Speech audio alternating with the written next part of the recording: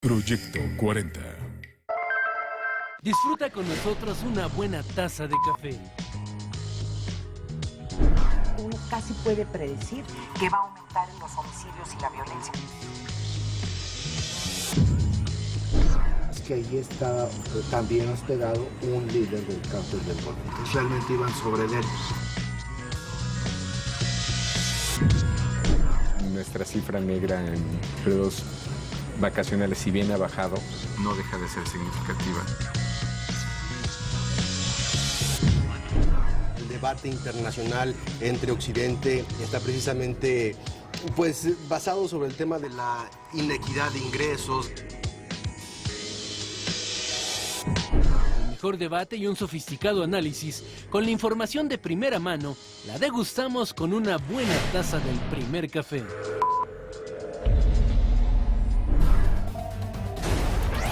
Michoacán avanza en la ruta correcta, asegura el presidente Enrique Peña Nieto. Que estamos avanzando de manera importante en recuperar la tranquilidad y el desarrollo para Michoacán. Comparece ante la Cámara de Diputados el secretario de Hacienda, Luis Videgaray. Reconoce el crecimiento de México. La aprobación de las reformas, sin embargo, no puede ni debe entenderse como el final del capítulo. Por el contrario, es apenas el principio de un proceso profundo de cambio y transformación nacional. El jefe de gobierno capitalino, Miguel Ángel Mancera, entrega al Senado su propuesta para aumentar el salario mínimo. El presidente de los Estados Unidos, Barack Obama, presentó su estrategia contra el Estado Islámico. Incluye ataques aéreos y envío de asesores militares. So ISIL poses a threat to the people of Iraq and Syria and the broader Middle East, including American citizens, personnel, and facilities. Estalla otra bomba en centro comercial de Chile.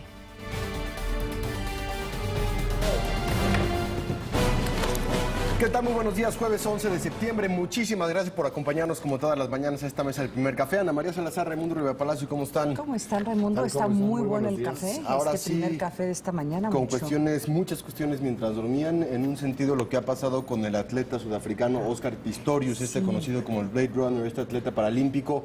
Hoy apenas hace que compitió en Juegos Olímpicos normales. Así es, el primer hombre en hacerlo. Hoy, hace apenas unas horas en Sudáfrica, se dio ya el veredicto por parte de la jueza sudafricana. No es culpable de homicidio premeditado, con premeditación, que era lo que podría haber llevado a Pistorius a la cárcel en una sentencia permanente. Sin embargo, falta todavía la sentencia de la jueza para saber si es culpable de homicidio doloso, por lo menos. Así es que, por una parte, esa noticia, y por otro, el tema del discurso de ayer del presidente Barack Obama, que no viene en el país informativo, pero que ha generado una cantidad de impacto absoluto en la prensa y en todo el mundo, en todo el mundo. Oye, fíjate también algo que extrañamente no está en el país informativo que nos proporciona la agencia Intelite de esta mañana, es este creciente conflicto entre el gobierno de Sonora y el gobierno federal. Ya vamos a hablar sobre este tema un poco más adelante y de manera más detallada, pero sí es muy sorprendente que algo que es inédito, porque el gobernador Guillermo Padres de Sonora va en defensa de un asunto particular, una violación a una obra en su rancho, expulsa delegados federales porque confirmaron la ilegalidad de la obra, eleva la conflictividad de la confrontación con el gobierno federal, y ayer el gobierno federal le responde con una conferencia de prensa de los titulares de aquellas dependencias cuyos delegados fueron expulsados. Le dicen: señor, usted ha cometido o hay la sospecha de irregularidades y vamos a investigar la presa que se construyó en el patiecito de su casa. Y claro que eso está todo en el contexto del derrame que hubo en el río Bacanuche y en el río de Sonora. Por eso es más sorprendente, porque un asunto de interés público, él lo convierte, olvida el asunto de interés público que afecta a 22,000 personas de manera mínimo, y lo único que hace es pelearse con el gobierno federal por un asunto particular. Vamos, este es el bien público y el bien privado, pues el gobernador Guillermo Padres de Sonora está por el bien privado. Lo que sí tenemos en el país informativo, que viene pletórico de información, lo cual nos da muchísimo gusto, por la densidad de la información registrada hoy en los medios, tiene con 33% de los impactos otro pleito. Otro pleito muy interesante. Un pleito que buscó ayer el ex jefe de gobierno, Marcelo Ebrard, a retar públicamente al jefe de gobierno actual del Distrito Federal, Miguel Ángel Mancera, a discutir sobre la línea 12 del metro. El ex jefe de gobierno, Marcelo Ebrard, de la nada, horas después, o digamos un día después de que se anunciaran las primeras 33 inhabilitaciones contra funcionarios y exfuncionarios del metro por el desastre de la línea 12 del metro, fijó su posición y le dijo al doctor Mancera: debatamos públicamente sobre la línea 12 del metro, es decir, trasladar el tema de lo técnico jurídico a lo político. Y el doctor Mancera, en estas cosas que hay que ver muy bien de los discursos, dice: esto es un asunto jurídico, no es un asunto político, y yo hablo con todos los ciudadanos. Es decir, no hablo. Gracias por participar, señor Marcelo Ebrard, pero ¿qué cree? ¿Usted es un ciudadano? Sí, claro. Entonces, no puede. De cierta forma, evitar que Mancera se pueda subir al debate del salario mínimo con esos distractores sobre el tema de la línea 12 y otras cuestiones también políticas, ¿no? ¿Qué sucede cuando tienes una crisis? Buscas generar otra crisis, ¿verdad? Sí. Para poder tratar de desviar, pero aquí esta no tomó la provocación y le dio la vuelta. Sí da la impresión que Mancera está preocupado por lo que pueda surgir de la línea 12. O sea, es la única forma de explicar. ¿Y de dónde sacas la idea de que Mancera está preocupado por la línea 12? No, Ebrard está preocupado. Bueno. Perdón. Marcelo Ebrard, perdón, me equivoqué de jefe de gobierno. Que Ebrard sí está preocupado y lo que le sigue. Es la única explicación que uno le puede dar de esa conferencia de prensa y lo que dijo. Ayer compareció el secretario de Hacienda, Luis Videgaray, en la Cámara de Diputados. Tiene esto el 28% de los impactos, con algo que me parece muy importante, porque no es normal que escuchemos una autocrítica en estos niveles de gobierno. Él dice que abiertamente fue insuficiente el crecimiento económico durante los 2 primeros años de este gobierno. Muy interesante, interesante este tipo de reconocimiento. Dice, bueno, y las reformas pues tampoco van a ser en el corto plazo. Y reitera algo que voy a hacer este matiz porque es muy importante, se nos olvida la letra chica. Él dice: a partir del 1 de enero, como ya se ha venido diciendo, desaparecen los incrementos mensuales en la gasolina. La letra chiquita de esa desaparición es que se acaban los subsidios. Sí. El hecho de que se acaben los subsidios es que, espérense, porque el 1 de enero la gasolina va a costar muchísimos centavos más de lo que hoy cuesta.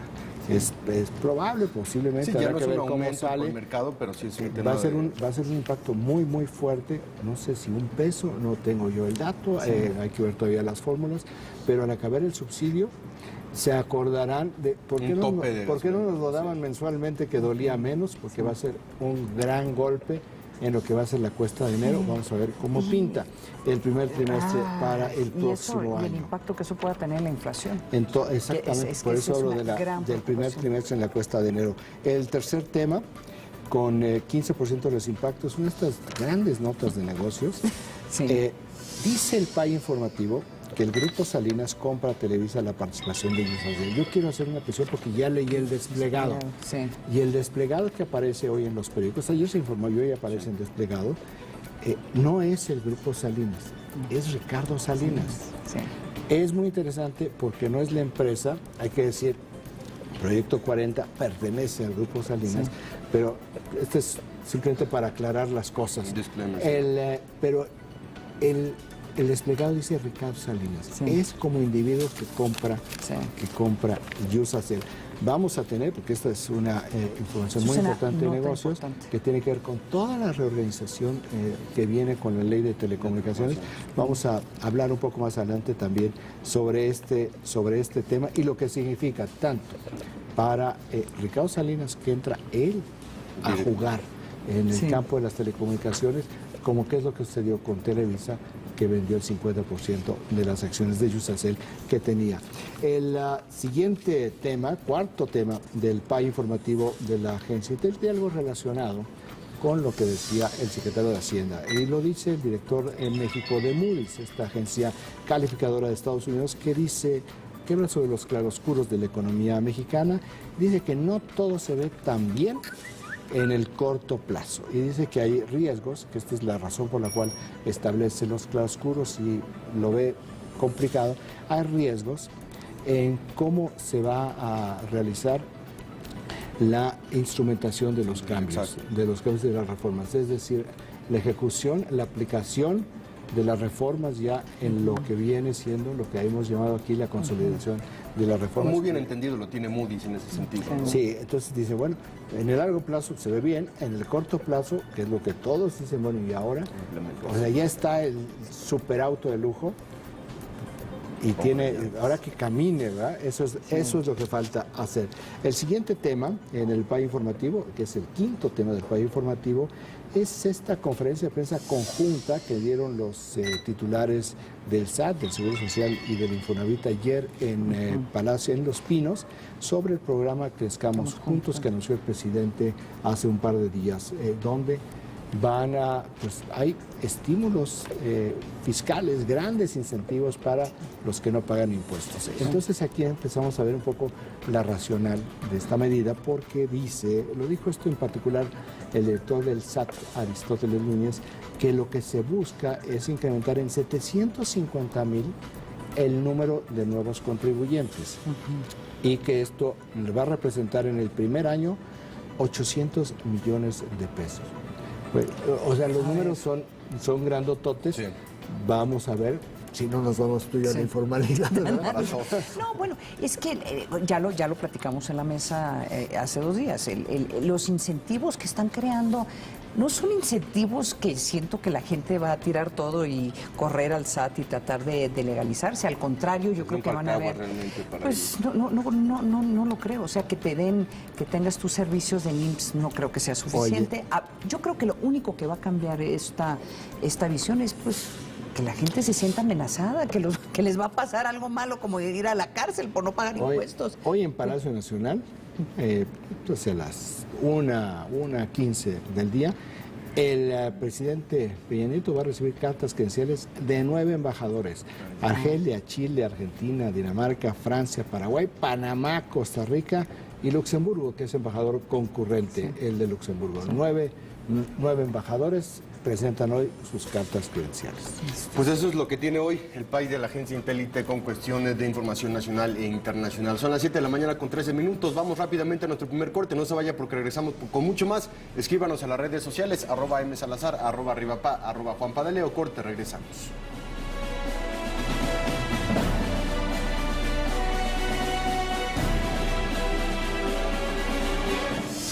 Que suenen los acordes de esa marimba inolvidable que evoca estampas de Chiapas.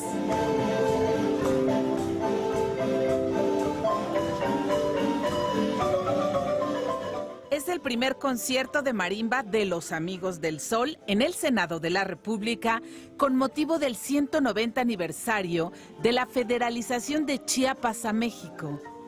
La algarabía del sureste y su belleza. De esta enorme tradición que tenemos en Chiapas, y como diría un gran poeta chiapaneco, Chiapas es al cosmos lo que una flor al viento, y eso lo que para nosotros los chiapanecos es lo que representa la marimba. No hay un chiapaneco que en cualquier parte del mundo no escuche una marimba y le entre la sensación de que ahí está su tierra y de ahí está algo que es tan nuestro, con lo que nacimos, con lo que crecimos. Y así que a pesar de que nuestros amigos veracruzanos y tabasqueños digan que nació por allá, la verdad es que los chiapanecos lo llevamos en el corazón. Para mí San Cristóbal de las Casas es sagrado, así es que mis respetos. Se los digo con todo mi corazón, se lo digo al senador Melgar Bravo, se lo digo a mi senadora Arreola, se lo digo a Zoe Robledo. Hoy el Senado de la República está de manteles largos porque Chiapas está presente con nosotros. Selene Ávila, Proyecto 40.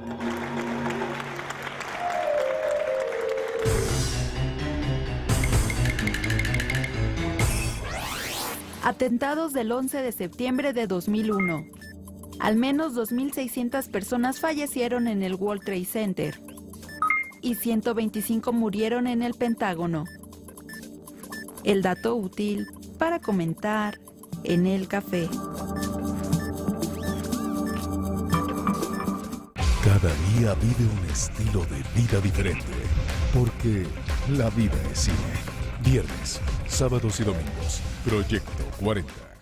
Para nosotras las mamás, la salud de nuestros hijos es lo más importante. Por eso, les tengo buenas noticias. Dulces, refrescos, chocolates y botanas ya no pueden anunciarse a las horas que nuestros hijos ven la tele. Además, los productos más nutritivos cuentan con un sello para que podamos identificarlos fácilmente. Ahora sí, saber cómo alimentarse sanamente es mucho más sencillo para ellos y para nosotras. Secretaría de Salud, Gobierno de la República.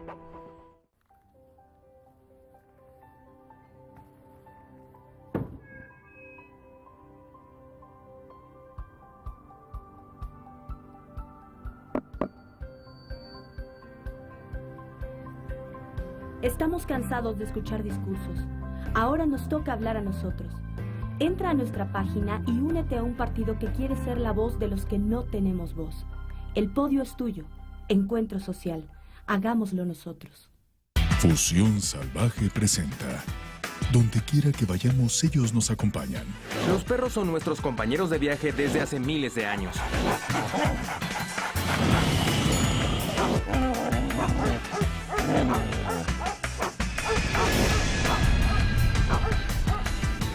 Por eso, mejor compañía no podríamos tener.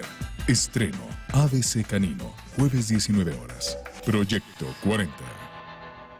Los reyes de la baraja te mostrarán que el poder está en tus manos. ¿Lo tomas o lo dejas? Martes y jueves 21 a 45 horas. Proyecto 40.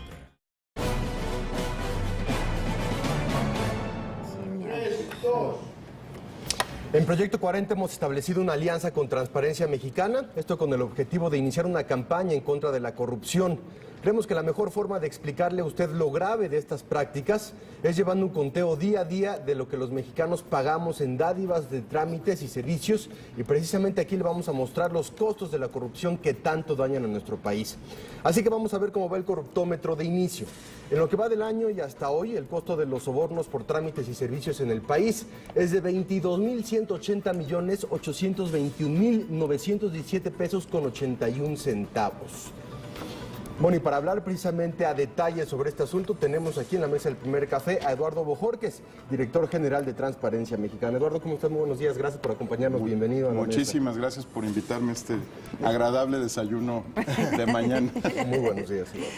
Oye, Eduardo, primero, ¿cómo está armado este instrumento? ¿Cómo se va a, cómo mide, qué es lo que va a estar midiendo exactamente? ¿De dónde sale la información para la medición? Tengo que entender que todo es información pública, ¿verdad? Entonces, un poco, ¿cuál es la mecánica, el diseño, el método y si hay fases para ir avanzando e ir haciendo la herramienta mucho más sofisticada en términos de mediciones sobre otro tipo de variables? Buenos días, Raimundo. Sí. Y mira, buenos días. Lo digo, buenos días, por cierto. Mira, hay muchas formas que agreden a la población, muchas formas de corrupción que agreden a la población del país. Está la gran corrupción, la que tiene que ver con la obra pública, con las carreteras, pero platicando con los directivos del canal, pensamos que la que teníamos que reportar es la que le duele en este momento directamente a los hogares. Porque lo que no hemos entendido es que la corrupción de la clase política o la de los negocios tiene efectos sobre la vida cotidiana de las personas. Pero también la corrupción en la que participamos cotidianamente tiene pues efectos sobre nuestro bolsillo. Les doy un dato que a mí todavía me asombra. 1 de cada 4 pesos de una familia que gana menos de un salario mínimo se destina a la pequeña corrupción, a esta de trámites y servicios. Porque los 10 pesos de la recolección de basura para nosotros son probablemente parte muy pequeña de nuestro ingreso, pero para un hogar que gana menos de un salario mínimo es una parte muy considerable. Esa es la corrupción que se está reportando aquí. Hay otras, ¿no? La que mide el Centro de Estudios Económicos del Sector Privado, que habla del porcentaje del PIB, pero esta es la que están pagando los televidentes. Esa es la que cotidianamente pagan. Para inscribir a un niño en la escuela, para lo que se llama el impulso procesal, que es este eufemismo terrible para que un expediente pase de un lado a otro en un tribunal, o en un ministerio público, para acceder a agua potable, para que la pipa te distribuya agua cuando te están condicionando la entrega del agua por otro lado. En fin, esa parte de la corrupción que te daña cotidianamente. Los bienes. Los bienes, que es un problema nacional enorme. Muy poca gente lo vemos como un tema capitalino y urbano. Es enorme y es un particular que se apropia de la vía pública y te extorsiona. Porque es una extorsión, literalmente. Oye, Eduardo, está el costo en términos de dinero, que eso es lo que está reflejando el corruptómetro, pero también está el costo en la credibilidad de las instituciones, y yo quiero un poco tocar eso, porque aún hablando, y varios de nosotros que estamos en esta mesa hemos escrito sobre esto, sobre el tema de todas las reformas que se están llevando a cabo, muchos cuestionamientos que están surgiendo ante estas extraordinarias reformas es, sí, ¿y la corrupción qué? Y entonces yo te pregunto, en un momento dado el presidente había dicho pues que es un problema de cultura, otros hemos escrito que es como una pandemia, que hay que tratarlo como una enfermedad. En tu experiencia, porque mucho se ha escrito y mucho se ha hecho en México y no ha tenido el éxito que se ha buscado, ¿qué es lo que no estamos haciendo? Yo creo que lo que ha faltado hacer es, primero, tener una política nacional anticorrupción que no existe. ¿Verdad que no existe? No existe. Hay una política nacional. Hay programas especiales en el Plan Nacional de Desarrollo sobre el gobierno abierto y cercano, hay temas de apertura, de transparencia, pero no hay una política nacional anticorrupción. Y hay una manera muy sencilla de verlo. Si tú quieres venderle al gobierno en México, hay 33 instrumentos jurídicos diferentes para venderle, ¿no? El que tiene las entidades federativas, el que tiene el gobierno federal, el que tiene Pemex, el que tiene CFE. Entonces, venderle al gobierno es algo muy complicado, ¿no? Y tienes que tener un aparato muy grande para poderle vender. Bueno, eso abre espacios para que alguien te diga, si quiere que sea más sencillo obtener el contrato, pase por la otra ventanilla, ¿no? Aquí está mi otra lista. Lo que creo que no tenemos es una política nacional. Y lo segundo, yo creo que hay un problema de enfoque. Pensamos que un problema tan grave, y déjame usar pandemia o epidemia. La de Malcolm Gladwell, estoy pensando, todo ese tema del tipping point, Pensamos que un problema muy grande requiere una institución muy grande para combatirlo. Y yo creo que hemos cometido un error. No es casual que el tema de la Comisión Nacional Anticorrupción vaya a la baja, ¿no? Esté de capa caída, porque no necesitas una mega institución, sino un conjunto de instituciones que funcionen bien. Ustedes conocen perfectamente otros países. Si tú vas a Nueva Zelanda o Finlandia o revisas el caso danés, no tienen un SAR anticorrupción, ¿verdad? No. Lo que tienen son un conjunto de instituciones que se hacen contrapesos entre sí y que funcionan de manera articulada. Tienen un sistema anticorrupción, aunque no lo llamen así, ¿no? Lo que tienen son contrapesos. Tú imagínate, cuando se viene el caso norteamericano, ¿quién es el SAR anticorrupción en los Estados Unidos? No hay. Pues en un principio es el fiscal, porque acaba siendo el fiscal general en términos de crear los incentivos, porque básicamente... No, es el que procura y administra la justicia, pero no está dedicado a luchar contra la corrupción, ¿no? Pero es la amenaza, es el tema de la impunidad, que es otro tema, o sea, el tema de que pueda haber consecuencias de ser corrupto es muy real en un país como Estados Unidos. Aquí, fíjate, ustedes han sido muy transparentes, o sea, la transparencia en México sí ha cambiado. Los medios de comunicación, pues aquí en Proyecto 40 tienen reportes, información casi todos los días de corrupción en diferentes partes, particularmente en la Ciudad de México. No es que no se sepa, pero las consecuencias... Es que no pasa nada. Es que no pasa nada, exactamente. Entonces ahí está la información. El tema de la impunidad, ¿no? Por eso necesitas un sistema, porque si no denuncias, se investiga, se sanciona lo administrativo. Bueno, el tema que trae el tema que trae Raimundo, que de esta mañana, que es el tema de lo que está pasando en Sonora. Ese es un botón de preguntarte. El presidente Peña Nieto ha dicho 2 veces, en un periodo muy corto de tiempo, que textualmente, lamentablemente, la corrupción es parte de la cultura.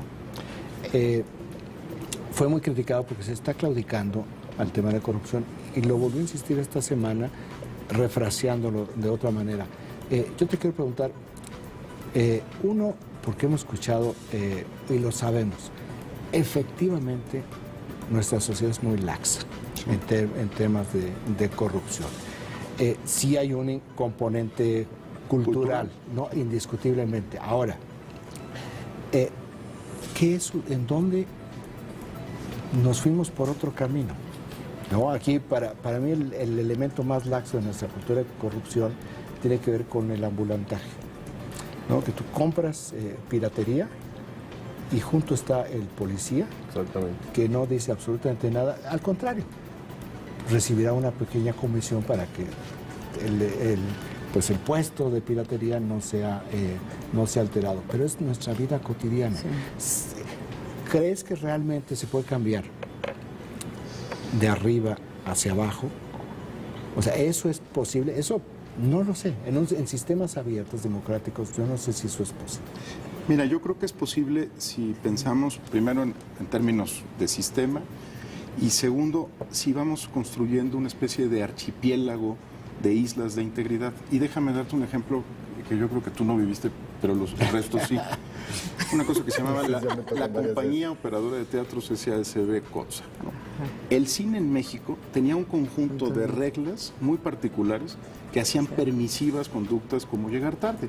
La primera la diseñó el Estado mexicano, la permanencia voluntaria, ¿no? Exactamente. Era una regla que te decía, tú puedes llegar al cine cuando se te antoje y salirte cuando se te antoje. Bueno, si el Estado te dice que puedes hacer eso, bueno, por supuesto todos llegábamos a la mitad de la primera película, veíamos la segunda película y luego al principio de la primera.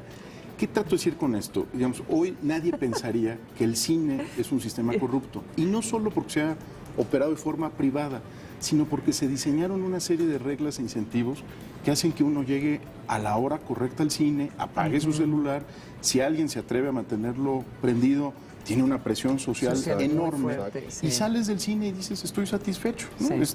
Me prestaron un servicio y no funcionó. me dolió nada. Y pagaste bastante, digamos, pagamos más de cine un domingo que de predial en promedio en el país, ¿no? Para que nos imaginemos de cuánto estamos hablando. Claro, si pensamos que vamos a cambiar a todos los mexicanos todo el tiempo, en todas partes, no vamos a poder, Raimundo. Yo ahí coincido contigo. Pero si pensamos que vas construyendo estos islotes, la licencia en el Distrito Federal ya cambió, el pasaporte nos tuvimos que meter en serio, pero cambió, ¿no? Hoy pides una cita, te lo dan, no te sientes agredido por la autoridad. Vas construyendo estos archipiélagos que muestran, primero, que la corrupción puede ser epidémica, pero que no es endémica, ¿no? Exacto. O sea, no es un atributo de la mexicanidad. Y la otra, bueno, quienes cruzan la frontera todos los días, nuestros migrantes, lo saben perfectamente. Tú te adaptas a un sistema que funciona. Sí, tu ambiente, o sea, que tú te adaptas a esa posibilidad, que no es cierto, o sea, la posibilidad que te vayan a detener, que te vayan a agarrar, que te vayan a castigar cada vez que tiras un pedazo de papel al en los piso. Estados Unidos no, ¿verdad? Claro. No, pero se tiene la presencia del Estado y la credibilidad que tienen las autoridades, por lo menos en esa materia. De que hay corrupción en Estados Unidos, hay corrupción, hay que decirlo. Precisamente, pero sí. ¿Cómo juega un medio de comunicación y una alianza con el Proyecto 40, con la de ustedes, para mantener permanentemente en los medios de comunicación esta información y que esto pueda detonar un cambio de conocimiento y al momento un cambio de cultura? Mira, yo creo que lo primero es darnos cuenta... es la corrupción de la que estamos hablando, ¿no? La que afecta y la diaria, la que tú sí puedes cambiar. Exacto, y la que tienes influencia directa y permanente. Yo creo que lo primero que estamos tratando de hacer juntos es evidenciar que tú crees que le ganas al sistema, pero el sistema te está ganando a ti. Porque cuando uno ve una multa de tránsito y vale 550 pesos, y tú dices, con 50 la libro, pensaste que le ganaste al sistema, ¿no? Que te ahorraste 450. Tu resultado neto es un ahorro de 450 pesos. Claro. Pero resulta que después te piden 10 pesos para la basura a la semana, que son 520 pesos al año. Y después para inscribir al niño en la escuela te piden 400 pesos. Y después para que te reinstalen la energía eléctrica te van a volver a pedir. Entonces, no hay forma de ganarle a la corrupción. O sea, es una sensación muy particular porque ocurre solo cuando estás en la transacción. Claro. Ahí crees que le ganaste. Pero cuando los baches no se arreglan, no le ganaste. Cuando la seguridad pública se deteriora porque la policía se corrompe, no le ganaste. Claro. Ese creo que es el sentido de lo que estamos tratando de hacer, que la gente se dé cuenta de que le cuesta mucho más de lo que cree y que no se está ahorrando absolutamente nada. En cada jabón que compra se paga la parte proporcional de la mordida que pagó la empresa para instalar la planta, ¿no? Claro. Todo el tiempo estás pagando... Te transfieren todos los costos de la corrupción. Todos los costos los pagan los hogares y lo que estamos haciendo pues, es evidenciarlo para que la gente esté consciente de lo que está viviendo realmente en este tema. Oye, ¿ha mejorado la situación? o ha empeorado? ¿Cuál es tu, así como médico, tú lo como dijiste médico muy bien, de cabecera? Mira, yo creo que hemos avanzado en ir construyendo instituciones mucho más sólidas. El tema del Sistema Nacional de Transparencia, yo sé que para muchos no es suficiente, incluso para mí, pero este es el primer país del mundo que tiene un órgano constitucional autónomo que protege un derecho que está garantizado por la Constitución. Y del millón de solicitudes de acceso a la información que se han presentado hasta el día de hoy, 99% se le entregan a satisfacción de quien la presenta. Por supuesto hay casos excepcionales. Yo creo que eso sí ha cambiado y tú ya lo señalabas. Ahora, lo que no hemos hecho es conectar esto con cambios concretos en ciertos trámites, servicios, ventanillas, licitaciones, cosas muy concretas. Seguimos pensando que la transparencia es para preguntarle al IFAI, como dice incluso la propia campaña. No, la transparencia es una herramienta. Tú la tienes que utilizar para obtener otros resultados, mejores contratos públicos, mejores licitaciones, mejores servicios.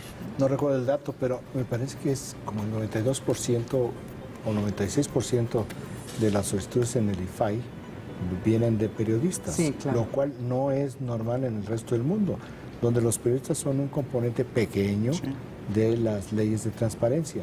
Y lo que la gran mayoría de las solicitudes a los sistemas de transparencia en el mundo tienen que ver con obra pública, que quieren ver a ver cómo se dio la licitación, para ver si a mí no me afectó, si se hizo correctamente.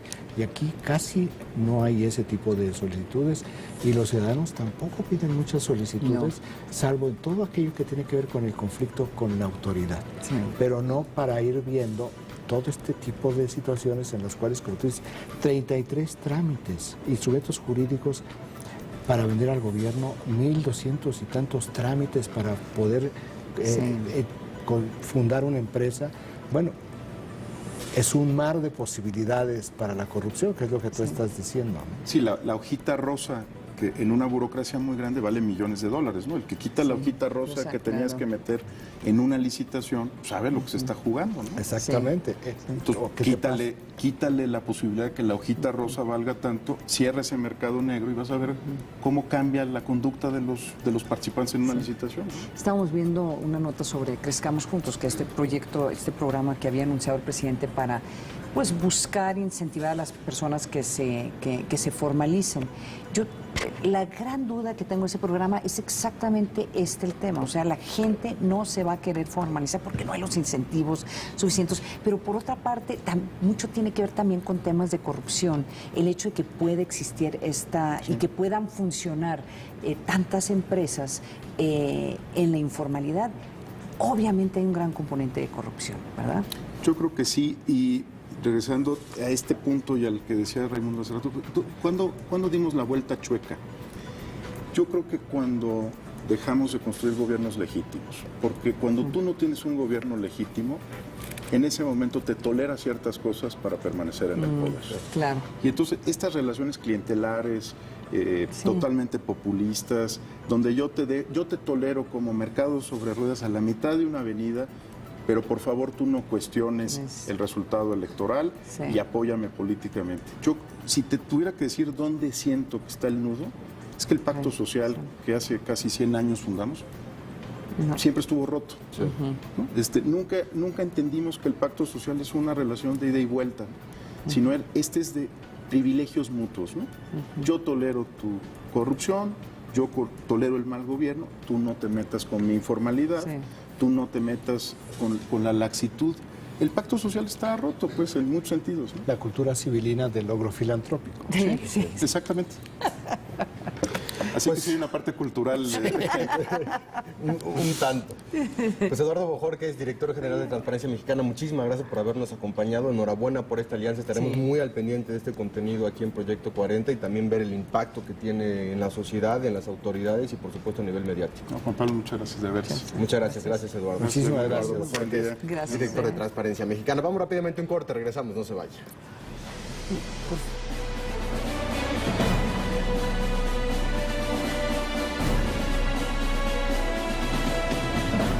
Para celebrar los 80 años del Fondo de Cultura Económica, Círculo Editorial Azteca y Colofón lo invitan a disfrutar de la lectura dramatizada de Charles Bukowski. La cita es este jueves a las 7:30 de la noche en la librería Rosario Castellanos, ubicada en la calle Tamaulipas, número 202, Colonia Hipódromo Condesa, en la delegación Cuauhtémoc. Claro que yo hubiera hecho hasta...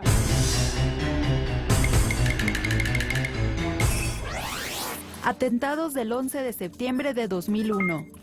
Participaron 19 miembros de la red terrorista Al-Qaeda. El ataque costó entre $400,000 y $500,000. El dato útil para comentar en el café. Estela Rivera y Esteban Román tienen la combinación perfecta para descifrar las noticias que dejan huella. Código, domingo 23 horas, Proyecto 40. El primer paso es ir a tu clínica.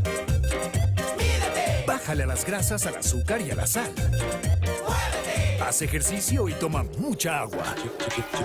Chécate, mídete, muévete. Recuerda, más vale prevenir. Nos comprometimos a aprovechar mejor el agua y estamos cumpliendo. Se construyeron 4 presas con una capacidad de 70 millones de metros cúbicos de agua. Cumplido. Se pusieron en operación 46 plantas potabilizadoras de agua. Cumplido. Se concluyeron 3 acueductos con una longitud conjunta de 292 kilómetros. Cumplido. Hoy operan 73 plantas de tratamiento de aguas residuales. Cumplido. Nos comprometimos a mover a México y estamos cumpliendo. Mover a México. Gobierno de la República.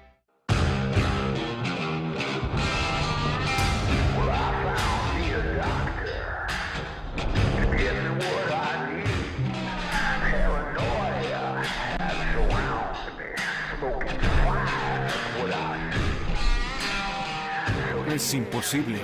Nada es imposible. Gigantes de la industria. El nacimiento de un gran imperio. Estreno, domingo 21 de septiembre, 22 horas. Proyecto 40.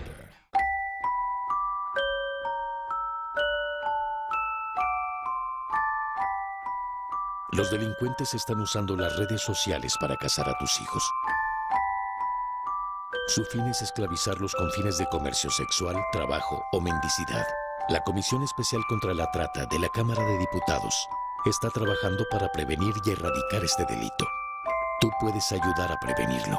Cámara de Diputados, 62ª Legislatura.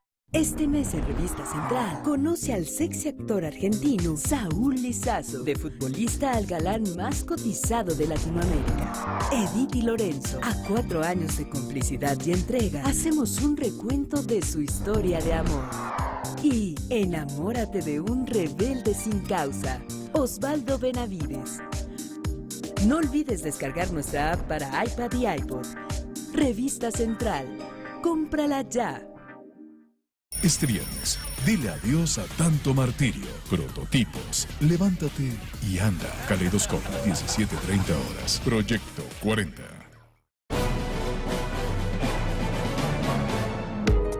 Ayer, Grupo Salinas informó que el señor Ricardo Benjamín Salinas Pliego compró el 50% de las acciones de Grupo Iusacell a Grupo Televisa. Con esta decisión, el señor Salinas Pliego reafirma su compromiso frente a los usuarios para encontrar los mecanismos que garanticen el mejor servicio y las tarifas más competitivas. También se informó que el señor Salinas Pliego se encuentra en el proceso de selección de un socio estratégico de clase mundial para ampliar la infraestructura comercial y tecnológica. Grupo Televisa emitió un comunicado en el que le desea a Ricardo Salinas Pliego y a su equipo directivo el mejor de los éxitos en esta nueva etapa de Iusacell. Asimismo, el señor Ricardo Salinas agradeció la confianza y el apoyo de Grupo Televisa durante estos 3 años de sociedad, en especial a su presidente y director general, Emilio Azcarra Gallán. Cabe mencionar que esta operación está sujeta a la autorización del Instituto Federal de Telecomunicaciones y a la opinión de la Secretaría de Comunicaciones y Transportes. Regresamos con nuestros analistas a la mesa de El Primer Café. Muy interesante esto. De hecho, $717 millones. Para las personas que quieran también un poco más de información, hay un comunicado en muchos de los medios nacionales el día de hoy exactamente sobre esto.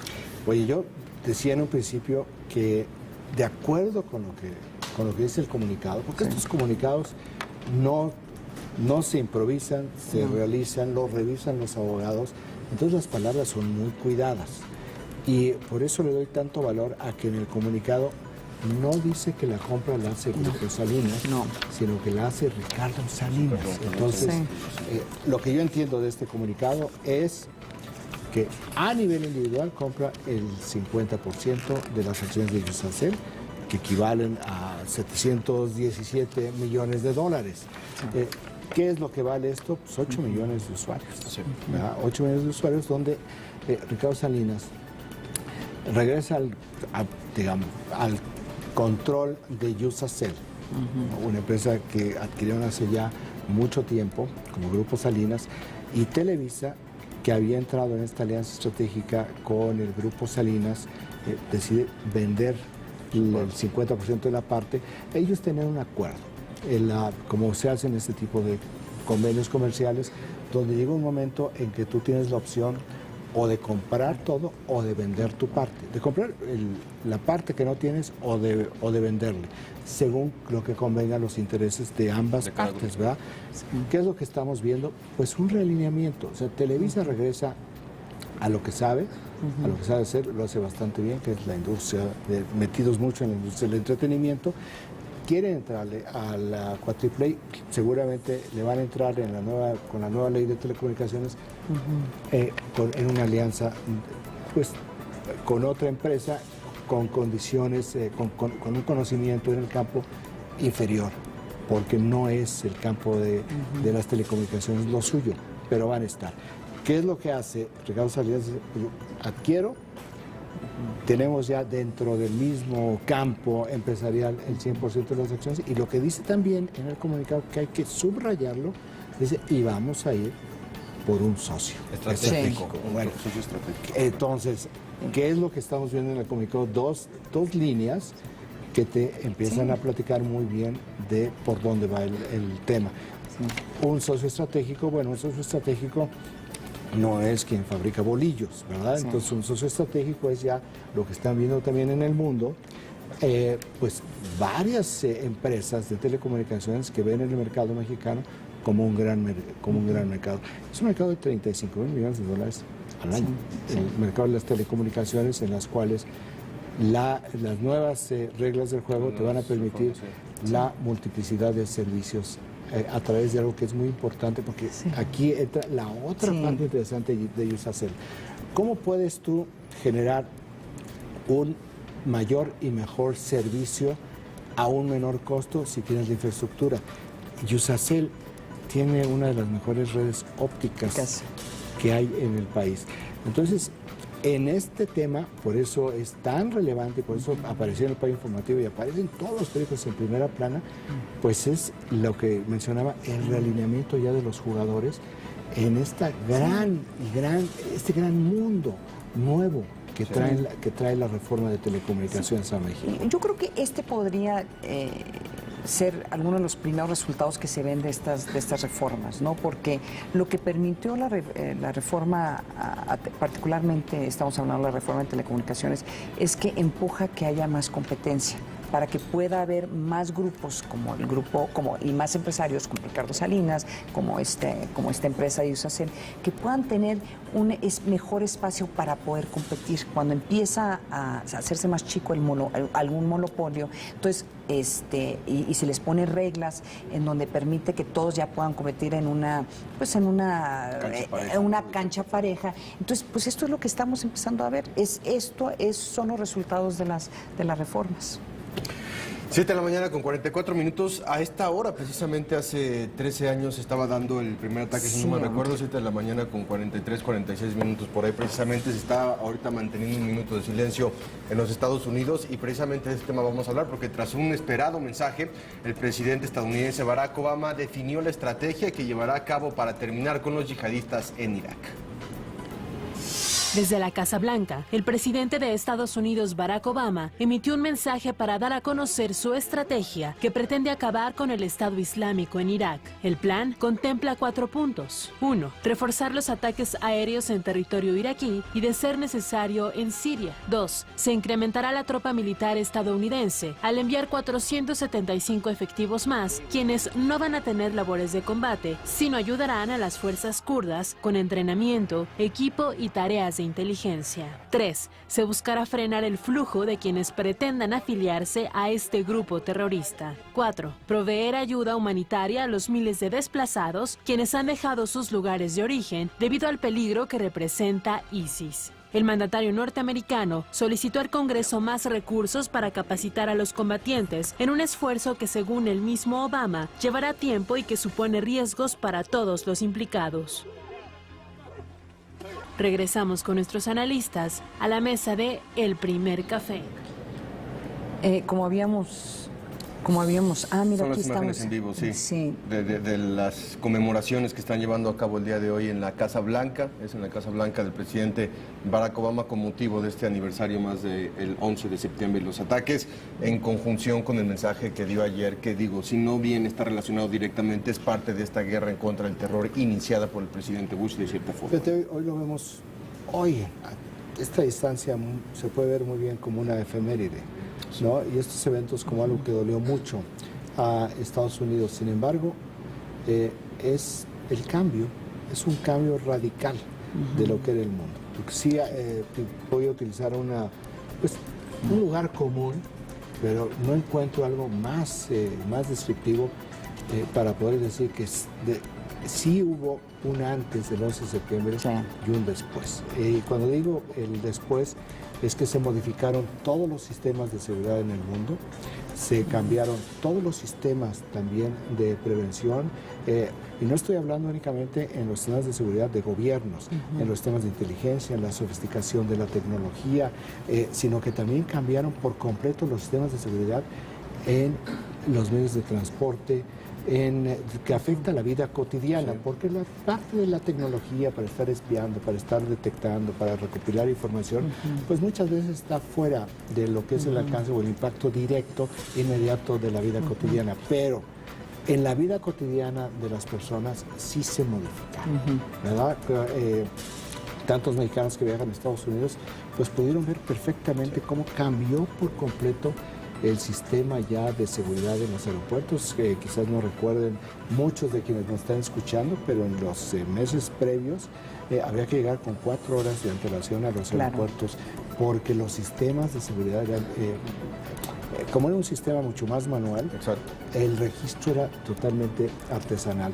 Hoy, ¿qué es lo que tenemos? Estas tecnologías donde te pasan por escáneres para detectarte hasta los pequeños pañuelos de papel para que los utilizas. escáneres corporales, Raimundo, o sea que tienen ya literalmente, no son radiografías, es otro tipo de tecnología, pero ahí te están viendo las tripas literalmente para poder subirte al avión. Hemos visto también la intromisión en la vida privada de millones de personas en el mundo, con todo lo que estuvo haciendo la Agencia Nacional de Seguridad, que dejó de ser un tema ya únicamente de vigilancia y monitoreo de gobiernos, y ya se meten a ver exactamente tus patrones de comportamiento, tus patrones de consumo, qué es lo que haces, qué es lo que no haces, para determinar si tú, Juan Pablo de León, eres un potencial terrorista. Exactamente. Es bueno, nos perdimos toda privacidad a través de las redes electrónicas.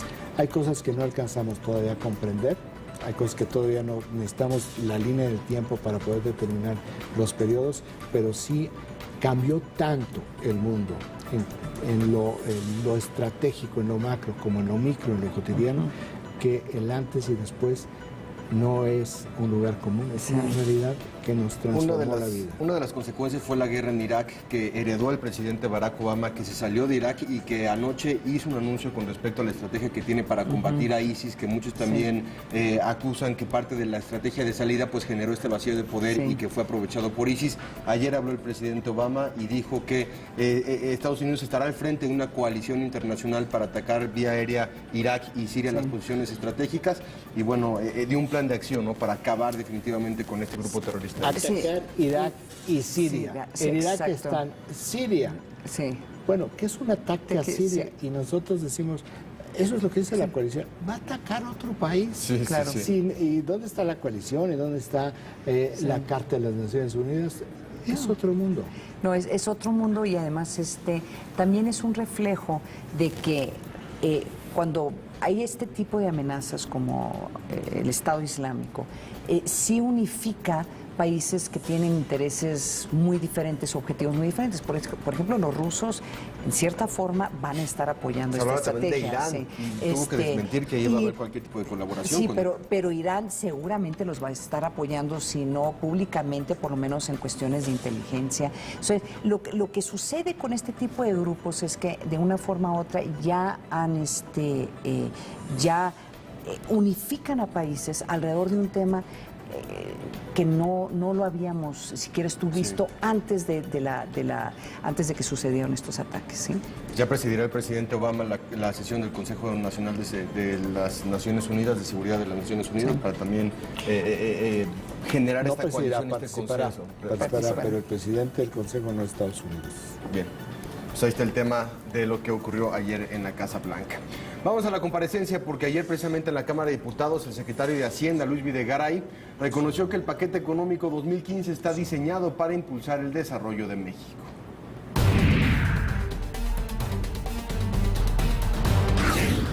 Ponerse de pie.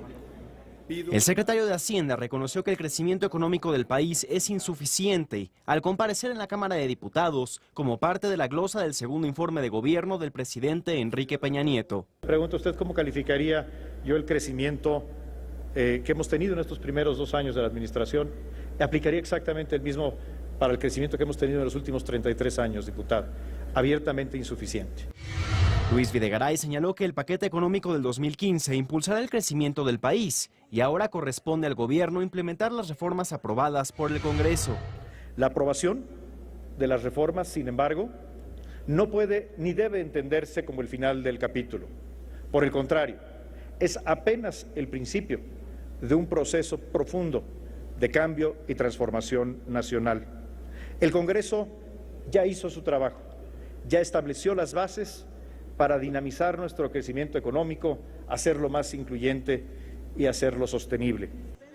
Cuestionado por el déficit público, dijo que este será temporal y es menor al que existe en otros países de América Latina.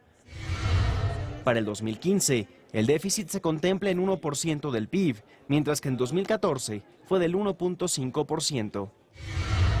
El no utilizar el déficit público en este momento sería probablemente un acto de gran irresponsabilidad, porque implicaría una fuerte contracción del gasto público en materias fundamentalmente de inversión pública, lo cual tendría consecuencias importantes no solamente sobre el crecimiento, sino sobre la creación de empleos y el bienestar de las familias mexicanas. Luis Videgaray reconoció el esfuerzo que los mexicanos han hecho para pagar sus impuestos. Reconocemos el compromiso y la responsabilidad con el que la ciudadanía está cumpliendo con sus obligaciones.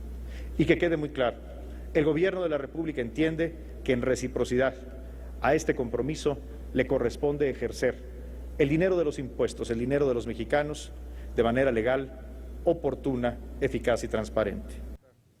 El secretario de Hacienda dijo que el crecimiento de México es superior al promedio de los países de la OCDE, pero que el efecto de las reformas no se verá de inmediato, ni se trata de hacer magia. Regresamos con nuestros analistas a la mesa del primer café. Sí. Oye, bueno, aquí ya tenemos que platicamos sobre el secretario de Hacienda, Luis Videgaray, pero no podemos dejar de tocar en este programa el conflicto que hay entre el gobierno de Sonora y el gobierno federal, derivado, primero, de la complicación que tuvo el gobierno de Sonora cuando viene este derrame en la mina de Cananea, que generó una serie de inconsistencias y contradicciones en las explicaciones, que provocó que el gobierno federal, a través de CONAGUA, la Procuraduría Federal de Protección del Medio Ambiente y la Secretaría de Agricultura, pues estuvieran... Semarnat. Por eso digo Profepa. Profepa está en Semarnat. Entonces, que estuvieran directamente involucrados en las reuniones del Consejo, del Comité de Emergencia, del Consejo de Seguridad Pública de Protección Civil de Sonora, y hace 2 días el gobernador expulsó a los delegados porque después de la revelación periodística de que tenía un rancho donde había construido una presa ilegal, no le gustó que los delegados confirmaran que no había documentación. Pero ¿qué es lo que sucedió? Brinca por completo el gobernador de Sonora, se olvida de las 22,000 personas afectadas en su estado, para quienes debe de gobernar, que por cierto, muchas de ellas, o todas, están en la zona donde se encuentra su rancho, que no tiene problema de contaminación en la represa que tiene, y primero los expulsa y luego publica ayer un desplegado de prensa donde le pide al presidente, le exige al presidente que corra gente y que actúe a favor de los sonorenses. Bueno, ¿qué es lo que se dio? Pues que en la presidencia de la República levantaron las cejas y dijeron, ¿qué pasó con el gobernador? Sí. ¿Verdad? Porque, bueno, primero, sí hay una intervención directa. El gobernador se va a la defensa de un interés particular y no el interés público. El interés público está en el caso de los sonorenses. Si el gobernador estaba pensando que el gobierno federal no estaba actuando con la diligencia que debía, lo debía haber señalado, pero enfocado a los 22,000 personas que están afectadas. Pero la única vez que responde utilizándolos a ellos como carnada es para defender su rancho. ¿Qué es lo que hizo el gobierno federal? Ayer hacen una larguísima conferencia de prensa los titulares de Conagua, de la Profepa, y le dicen al gobernador, vamos a investigar su presa, y si la presa es irregular, la vamos a demoler. Sí. Entonces, el gobernador quiere subir la escala del conflicto, pues aquí está. Hay un antecedente similar al de Guillermo Padres, que es el anterior gobernador de Sonora, Eduardo Burs, que cuando vino la tragedia de la guardería ABC en Hermosillo, que en sí mismo era muy complicado para el gobierno, él buscó crear otro conflicto y entonces se lanzó directamente contra el presidente Felipe Calderón. Sí. Entonces, para desviar, para eliminar una crisis, generó otra crisis. ¿Cuál es el resultado? Pues Eduardo Burs vive en la ignominia. Hoy en día las investigaciones de la PGR en este gobierno apuntan a que fue un incendio provocado en la bodega contigua a la guardería, que era de la Secretaría de Finanzas del gobierno de Eduardo Burs. Y Eduardo Burs está hoy en día en el horizonte de que pueda inclusive ejercerse una acción penal en su contra. Un asunto particular nunca debe estar por encima de un asunto público. Acabamos de ver las fotografías de la presita en el rancho del gobernador Guillermo Padres, que hoy está metida en uno de estos momentos muy extraños de la política mexicana, donde un gobernador, por razones particulares, decide enfrentarse al Estado mexicano. Y Raimundo, y las 22,000 personas siguen sin agua. O sea, siguen sin tener agua, les tienen que llevar botellas. La empresa Grupo México sigue insistiendo en que ellos están tratando de apoyar a la población, que no es cierto. O sea, a final de cuentas lo que hay que buscar es que se restituya los daños. Y a ver qué sucede a largo plazo. Esta es un área, los que no conocen esta área, esta es una de las áreas más bellas de Sonora. Y era un área que tenía un gran futuro turístico, de ecoturismo, además de lo de la ganadería y la agricultura que le proporciona al Estado. Entonces es una gran tragedia para esa parte del país, pero si tú les adicionas la irresponsabilidad política de este gobernador y el hecho de que hay elecciones el año que entra, pues también hay que verlo en el contexto electoral. Algo estará pensando el gobernador Padres, que al hacer este tipo de declaraciones algo estará muy ayudando. Bien. Puede tener cualquier cálculo, pero es muy simple. Es el interés público por encima del interés privado en todos los casos, particularmente si eres un gobernante. Exacto. Nos vamos, Ana María, nos vamos, Raimundo, muchísimas gracias. Muchas gracias. Pórtense bonito, que tengan muy buen día. Así será, mañana a las 7, buen día. Yo no voy a estar aquí.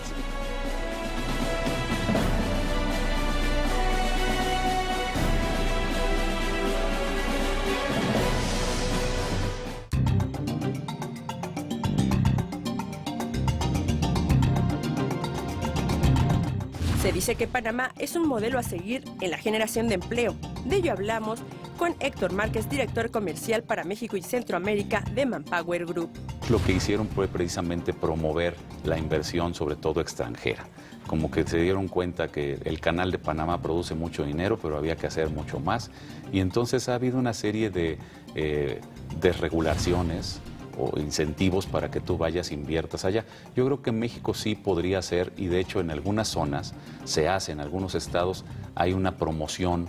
Si tú te estableces en ese estado hay incentivos. En el caso de Panamá, el presidente Martinelli, que acaba de terminar, hizo cosas espectaculares, ¿no? Al grado de tener zonas donde durante 10 años no pagas impuestos si te estableces ahí. ¿Esto se podría traer a México o habría que cambiar algunas regulaciones, o con las regulaciones que tenemos hoy día nuevas se puede incentivar? Yo creo que se puede lograr hacer nuevos incentivos. O sea, hay que seguir promoviendo para que desde lo extranjero, que va a impactar más todas esas inversiones grandes, y seguir con estos programas que hay ahora de promover que la gente sea emprendedora, porque también necesitamos todos estos negocios pequeños que tienen que haber en todo nuestro territorio y economía. Por cierto, te doy ese dato también, en el estudio sale que las empresas en donde más crecimiento al empleo va a haber es precisamente en las micro. En concreto, la realidad es que se tendrán que hacer más esquemas y alianzas entre el gobierno federal e iniciativa privada para que verdaderamente se sienten las bases y se generen empleo.